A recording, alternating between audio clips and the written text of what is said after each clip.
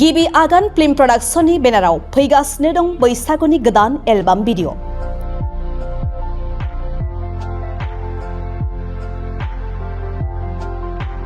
नंगौ, रंजालु बैसागु फोरबोआ गेजेराव माखासे सानफोरल' सम दंसै।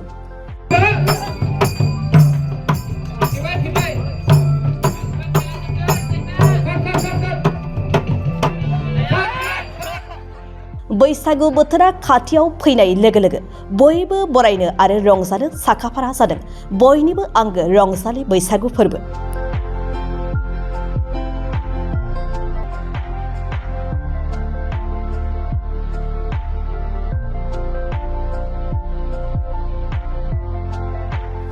बैसागु बोथोरखौ नोजोर बोनानै बैसागुनि समाव बयखौबो रंजाहोनो थाखाय नोंथांमोननि गेजेराव लानानै फैगासिनो दं माइब्रा माथामुनि दोंसे गोदान एलबाम।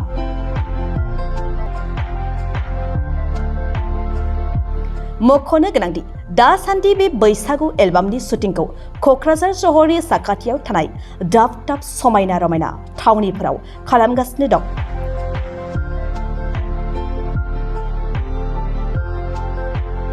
नयन बरगयारिनि सुजुनाय आरो बिथांनिनो रोजाबनाय बे गोदान एलबामखौ दिथा होदों डेनफ्रिज आरो सेबखांदों गोहोम नार्जारी आरो बे एलबाम भिडिअ'आवनो फाव खालामदों फावखुंग्रि महरै रश्मा ब्रह्म आरो फावखुंगुर महरै बिपुल बसुमतारिया।